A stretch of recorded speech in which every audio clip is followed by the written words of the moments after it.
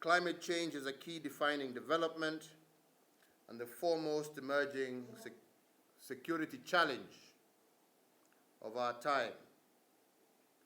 It acts as a multiplier of existing threats to international peace and security, and as African leaders specifically, and global leaders more generally, we can no longer ignore the serious security challenges associated with climate change. Africa endures the most of climate change, and this reality is hard to ignore.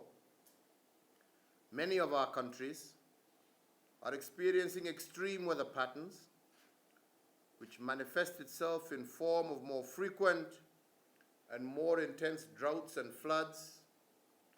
And as a consequence, our nations have witnessed more aggressive locust invasions with far-reaching consequences on communities, livelihoods, ecosystems, as well as to our infrastructure. These disruptive effects have significantly undermined the social economic development agenda of many countries on the continent.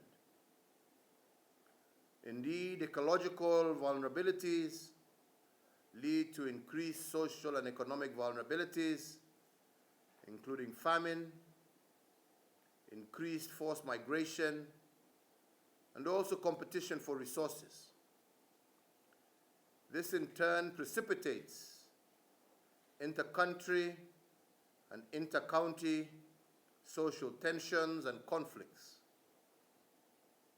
Additionally, population growth puts stress on natural resources such as water, food, arable lands, and energy, which further compounds the climate and security challenges that we face as a continent. Your Excellencies, ladies and gentlemen, examples abound on the consequence of inaction. They include a drought-stricken Horn of Africa with massive locust infestation, the drying up of Lake Chad Basin, the shrinking Sahel, and savanna grasslands. These and related situations have worsened social economic vulnerabilities and set in motion political, demographic, and migratory dynamics that increase the threat of insurgency and also violent extremism. The international community, including the African Union Peacebuilding Commission and the UN Framework Convention on Climate Change, have provided us with new and innovative tools to prevent climate-related conflicts and to build resilience. I urge these bodies to take this effort further and link early warning systems that map climate change snapshots to decision-making tools that enable conflict prevention. Such tools should also include strategies to deploy climate-based solutions in a security-conscious, forward-looking manner. However, for such innovative work to have policy impact, it will require democratizing sharing of critical data with African scientists and researchers, as well as financing that reaches the countries worst hit by climate change. It will also require realigning conflict resolution, humanitarian aid, and post-conflict restructuring with job creation, especially for the youth of our continent. This meeting, I believe, therefore, gives member states an opportunity to implement previous decisions of our Assembly, especially the decision of the 14th Extraordinary Session, which is at the heart of sustainable peace. We must take decisive action to change the status quo and adopt sustainable resource management models to help restore balance in our ecosystems.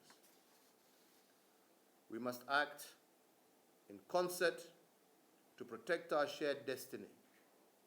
Rather than wait for a future tipping point, we must redouble our efforts now to address and to direct the resources and the multilateral frameworks of our rule-based international order to mitigate the effects of climate change. Your Excellencies, ladies and gentlemen, there is a lot we can do as individual countries to mitigate climate change. I may wish to just highlight a few examples of what Kenya has done in this regard.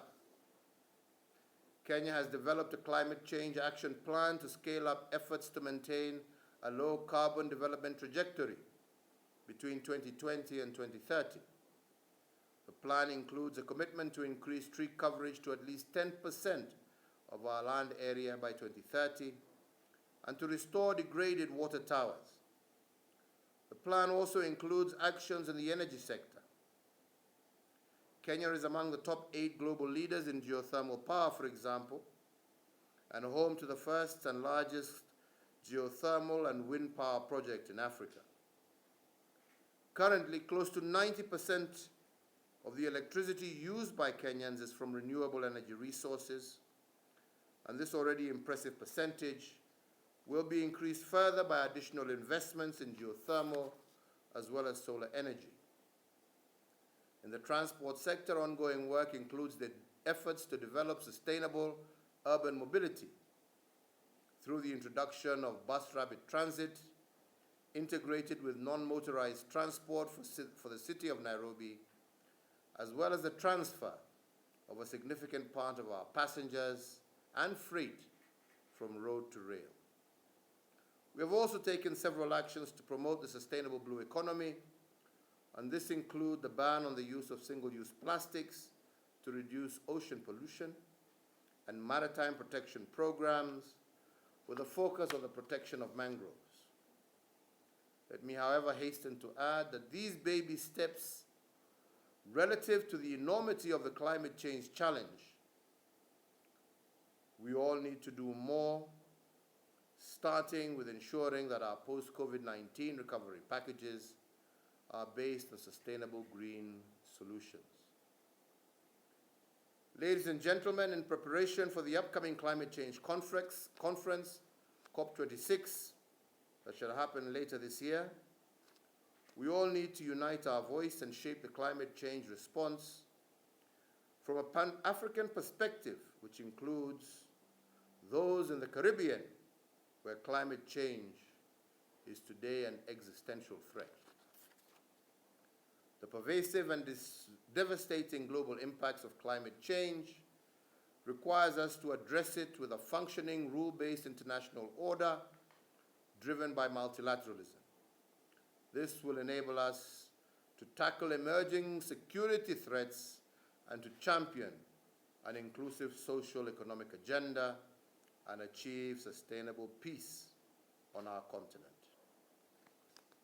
Let me say that I was proud last year to serve under the leadership of our former chairman, the President of South Africa, President Cyril Ramaphosa, where as a member of the Bureau, we worked together for a Pan-African response to the pandemic and also a Pan-African response to vaccine development that saw Africa for the very first time respond to the issues of a serious and major pandemic almost in real time and only a few weeks behind the developed world.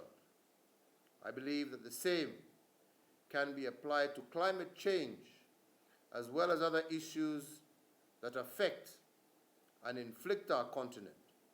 The power of working together supersedes the power of working individually. I do believe, ladies and gentlemen, and I do hope that during this month we shall be able to work together to create African solutions to the problems that face and afflict our continent. Let me conclude by saying that Kenya commits to remaining a strong voice for Africa and the Global South, including small island developing states, in making a particular case for climate change and the security nexus, and this is one of our priorities during our tenure on the UN Security Council. Together we have the means and the ability to protect our planet from climate change-related destruction, but also by working together to secure peace and stability for all of us. I thank you all for your kind attention, and I now wish to welcome our Chairperson,